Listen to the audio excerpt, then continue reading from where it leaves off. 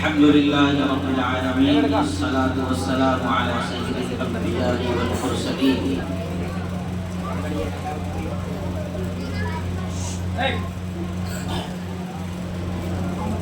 जनाब असातिज़ाए किराम और तलबा अजीज, आज हम सब के लिए बड़ी खुशी का मकाम है, बल्कि पूरे हिंदुस्तानियों के लिए यौम आज़ादी ईद का दिन कहलाता है। लोग इसे अपने त्यौहार से ज़्यादा अहमियत देते हैं और इसमें खुशी मनाते हैं। जिस तरीके से हमारे यहाँ ईद और बकरीद की शक्ल में अल्लाह ने खुशी मनाने का दो मौका दिया है, और बिरादरान कौम के जो बड़े बड़े त्यौहार हैं जिनको वो बड़े जोशो खरोश के साथ मनाते हैं, उन सब त्योहारों पर सारे के सारे ईद पर जितनी भी खुशियां लोग मना लें, इन तमाम खुशियों पर ये खुशी भारी है और इसको अहमियत दी जाती है, क्योंकि 15 अगस्त सन 1947 को हमारा ये प्यारा मुल्क हिंदुस्तान आजाद हुआ, जिसकी इब्तिदा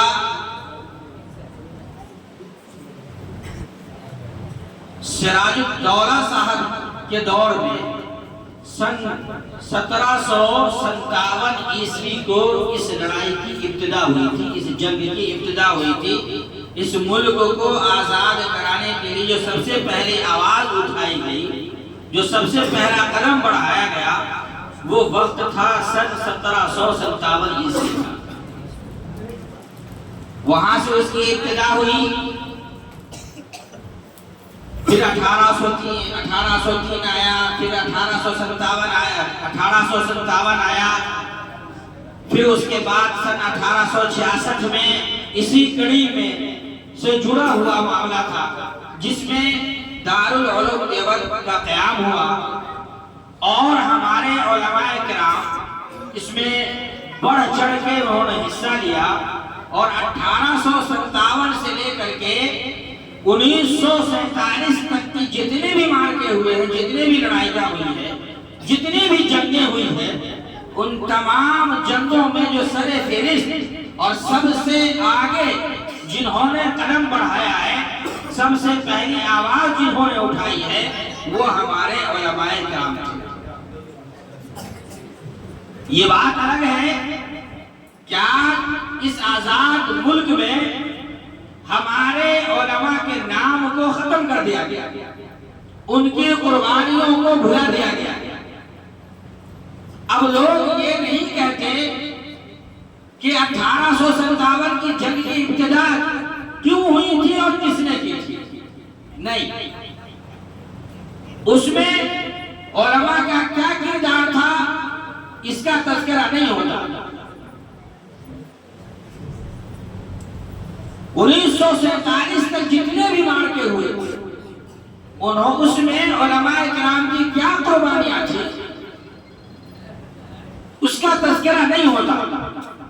क्यों? क्योंकि 1947 में जब ये मुल्क आजाद हुआ तो ये मुल्क दो हिस्सों में तकसीम हो गया। पहले ये मुल्क एक था, हिंदुस्तान पाकिस्तान, ये एक मुल्क था, पूरा हिंदुस्तान था, कोई बंटवारा नहीं था। सब हिंदू मुस्लिम जितने थे, सबों ने मिल करके इस मुल्क को सन 1947 में आजाद कराया।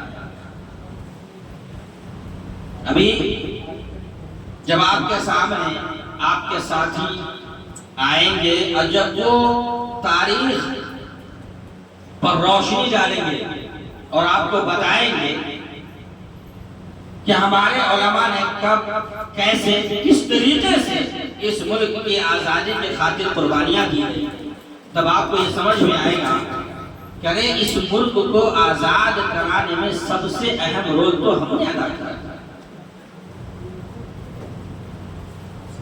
इस मुल्क को आजाद कराने में सबसे अहम रोल हमने अदा किया।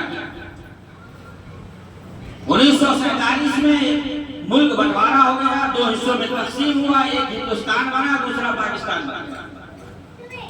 अब उसी को मुद्दा बना करके आज के लोग जो हमारे बिरादर वतन है, अब वो ये कहते हैं कि भाई तुम्हारा हिंदुस्तान में कुछ नहीं है, तुम हो कौन? तुम्हारी तारीख 1947 में खत्म हो गई, बंटवारा हुआ, तुमने एक मुल्क अलग ले लिया और वहां चले गए। अब हिंदुस्तान में तुम्हारा क्या रखा है? जबकि उस वक्त चॉइस दिया गया था, ये चॉइस दिया गया था कि आप हिंदुस्तान में रहना चाहते हैं, पाकिस्तान में रहना चाहते हैं, ये आपकी चॉइस। भाई जिनको पाकिस्तान जाना था वो चले गए। हमने इस मिट्टी से मोहब्बत की थी, हमने इस मिट्टी से मोहब्बत की, हम नहीं गए। तो आप लोग ये कहते हैं कि भाई ये तुम्हारा मुल्क नहीं है। अरे शुरू से लेकर के अब तक ये हमारा मुल्क था, है और क़यामत की सुबह तक ये मुल्क हमारा रहेगा। जिनको जाना था वो गए। अब उसको मुद्दा बना करके ये कहना कि मुसलमानों तुम्हारा यहाँ कुछ नहीं है। मस्जिदों को तोड़ दिया जाएगा, मदरसों को खत्म कर दिया जाएगा, उलमा को बर्बाद कर दिया जाएगा, उसको कत्ल कर दिया जाएगा, कुरान करीम को खत्म कर दिया जाएगा, कुरान करीम पढ़ने वाले को खत्म कर दिया जाएगा। ये साजिशें शुरू हो चुकी ताकि इस मुल्क का मुसलमान इतना कमजोर हो जाए, ज़हनी तौर पर इतना कमजोर हो जाए कि वो ये सोचने पर मजबूर हो जाए और ये कहने पर मजबूर हो जाए कि वाकई यार ये मुल्क हमारा मुल्क नहीं। जबकि ये मुल्क हमारा था, है और रहेगा। तारीख बड़ी लंबी है, सारी तारीखें आपके सामने आएंगी। आप इत्मीनान से बैठे, सुकून का माहौल बना करके बैठे। इंशाअल्लाह आपके जो साथी आएंगे जिन्होंने तैयारी की है, वो तारीख के हवाले से आपको बताएंगे कि इस मुल्क की आजादी में हमारा कैसा हिस्सा रहा है, इस मुल्क की आजादी के लिए हमने क्या क्या जतन किए हैं। ये सारी बातें आपके सामने आएंगी। आप इत्मीनान बनाए रखेंगे और इत्मीनान से सुनेंगे, दिमाग को यकजू करके सुनेंगे तो आपके जहन में भी बात आ जाएगी कि हाँ वाकई हिंदुस्तान को, इस मुल्क को आजाद कराने में हमने क्या क्या रोल अदा किया। सारी तारीख आएंगी इंशाअल्लाह। मैं लंबी गुफ्तगू नहीं करूंगा क्योंकि प्रोग्राम का वक्त 9 बजे का था। बारिश की वजह से बारिश की वजह से थोड़ी ताखीर हुई, लेकिन इंशाअल्लाह फिर भी उम्मीद है कि यह प्रोग्राम अपने वक्त पर ही खत्म हो जाएगा। तो अब बगैर किसी ताखीर के मैं ये चाहता हूं कि अपने इस प्रोग्राम की इब्तिदा करूं। और जैसा कि हमारा उसूल है, ज़ाब्ता है, हमारे बड़ों से लेकर के अब तक हमारा एक ज़ाब्ता रहा है और क़यामत की सुबह तक ये ज़ाब्ता बाकी रहेगा कि हमारे यहाँ जब भी कोई मजलिस, कोई जलसा, कोई प्रोग्राम की शुरुआत की जाती है तो हमारी जो सबसे बड़ी, सबसे अहम, सबसे पाकीज़ा किताब है कलामुल्लाह शरीफ, हम उससे इसकी इब्तिदा करते हैं। उसकी इब्तिदा करने से पहले चूंकि ये प्रोग्राम हजरत मौलाना अब्दुल सुभान साहब दामत बरकातुहू उनकी सदारत में होना है, लेकिन हजरत अभी मौजूद तो है नहीं। तो भाई उनके गायबाने में प्रोग्राम की सदारत तो होनी चाहिए। जब वो आएंगे तो वो मुस्तकिल सदर है, वो अपने सदारत के फराइज को अंजाम देंगे, अपने ओहदे को वो संभालेंगे। उससे पहले जब तक वो नहीं आते हैं, मैं ये चाहता हूं कि इस प्रोग्राम की सदारत के लिए भी किसी एक आलिम दीन जो हमारे यहाँ मौजूद हैं, हमारे पास हैं,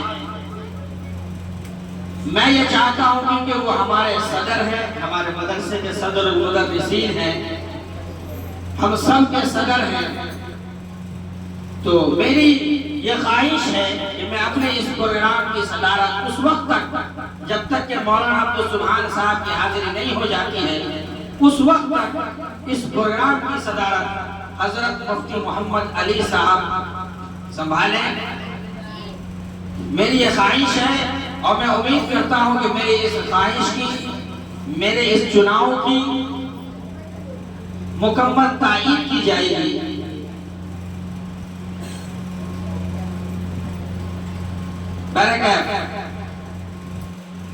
सदर का इंतखाब हो गया, सदर साहब की तरफ से इशारा तो पहले ही मिल चुका है कि भाई प्रोग्राम शुरू कर दिया।